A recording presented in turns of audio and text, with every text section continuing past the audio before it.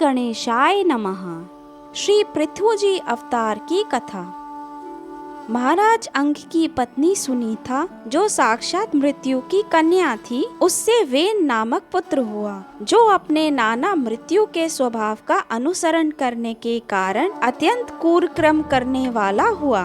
फल स्वरूप उसकी दुष्टता से उद्विग्न होकर राजर्षि अंग नगर छोड़कर चले गए। राजा के अभाव में राज्य में अराजकता न फैल जाए, इसलिए ऋषियों ने और कोई उपाय न देखकर वेन को अयोग्य होने पर भी राजपद पर अभिषिक्त कर दिया। स्वभाव से क्रूर, ऐश्वर्य पाकर अत्यंत उन्मत्त, विवेक शून्य वेन जब धर्म एवं धर्मात्मा पुरुषों को विनष्ट करने पर तुल गया और ऋषियों के समझाने पर भी समझना तो दूर रहा, उल्टे उनकी अवहेलना की, तब शुद्ध ऋषियों ने क्रोध करते हुए हुंकार मात्र से वेन को मार डाला। परंतु कोई राजा नहीं होने के कारण लोक में लुटेरों के द्वारा प्रजा को बहुत कष्ट होने लगा। यह देखकर ऋषियों ने वेन के शरीर का मंथन किया। प्रथम जांघ का मंथन किया तो उसमें से एक बौना पुरुष कुरूप उत्पन्न हुआ, और जब उसने पूछा कि मैं क्या करूं, तो ऋषियों ने कहा निषीद, इससे वह निषाद कहलाया। फिर वेन की भुजाओं का मंथन किया तो एक स्त्री पुरुष का जोड़ा प्रकट हुआ। ऋषियों ने पुरुष को पृथु नाम से एवं स्त्री को अर्ची नाम से संबोधित किया। ऋषि ब्राह्मणों को श्री पृथु जी के हाथ में बिना किसी रेखा से कटा हुआ चक्र का एवं पांव में कमल का चिन्ह देखकर बड़ा हर्ष हुआ कि पृथु के रूप में साक्षात श्री हरि के अंश ने ही संसार रक्षा के लिए अवतार लिया है, और अर्ची के रूप में निरंतर भगवान की सेवा में रहने वाली श्री लक्ष्मी जी ही प्रकट हुई हैं। सुंदर वस्त्र और आभूषणों से अलंकृत महाराज पृथु का विधिवत राज्य अभिषेक हुआ। उस समय अनेक अलंकारों से सजी हुई महारानी अर्ची के साथ वे दूसरे अग्निदेव के सदृश जान पड़ते थे। सब लोगों ने उन्हें तरह तरह के उपहार भेंट किए। इसके पश्चात सूत, मागध और बंदी जनों ने स्तुति की। ब्राह्मणों ने पृथु जी को प्रजा का रक्षक उद्घोषित किया। वेन के अत्याचारों से उत्पीड़ित पृथ्वी ने समस्त औषधियों को अपने में छिपा लिया था, और चूंकि बहुत समय बीत गया था, अतः वे औषधियाँ पृथ्वी के उदर में जीर्ण हो गई थी।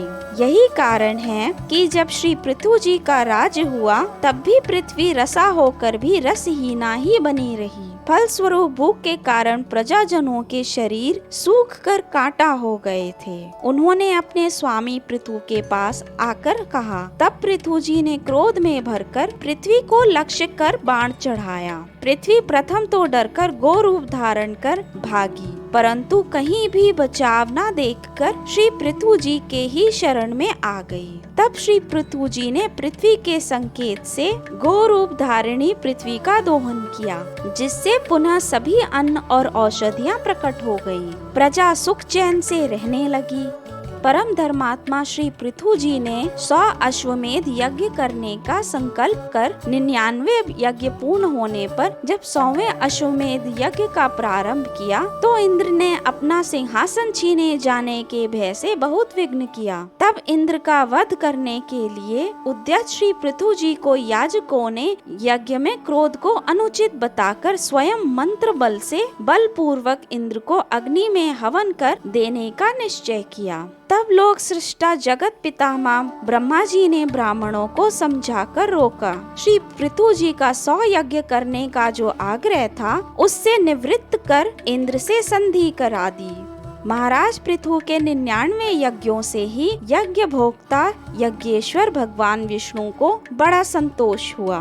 वे देवराज इंद्र को साथ लेकर श्री पृथु जी के सामने प्रकट हुए। इंद्र श्री पृथु जी के चरणों में गिरना चाहते थे कि श्री पृथु जी ने उन्हें हृदय से लगा लिया। भगवान का दर्शन कर श्री पृथु जी निहाल हो गए।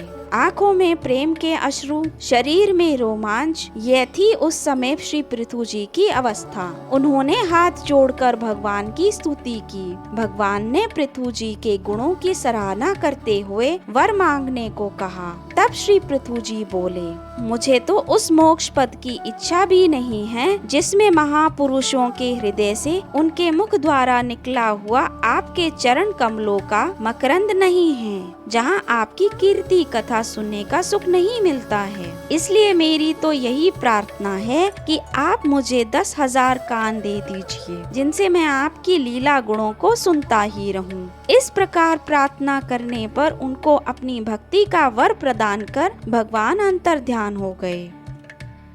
बहुत काल तक धर्म पूर्वक प्रजा का पालन कर श्री पृथु जी सनत कुमार के उपदेशों का स्मरण कर कि अब मुझे अंतिम पुरुषार्थ मोक्ष के लिए प्रयत्न करना चाहिए, पृथ्वी का भार पुत्रों को सौंपकर अपनी पत्नी सहित तपोवन को चले गए और वहां जाकर भगवान सनत कुमार जिस परमोत्कृष्ट आध्यात्म योग की शिक्षा दी थी, उसी के अनुसार पुरुषोत्तम श्री हरि की आराधना करने लगे और अंत में भगवान के श्री चरण कमलों का चिंतन करते हुए ब्रह्म स्वरूप में लीन हो गए।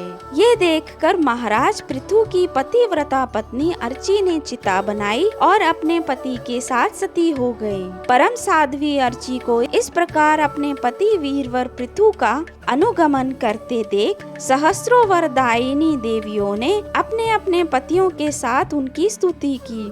वहां देवताओं के बाजे बजने लगे और देवांगनाओं ने पुष्प वृष्टि की। इस प्रकार से थी श्री पृथु जी अवतार की कथा। धन्यवाद।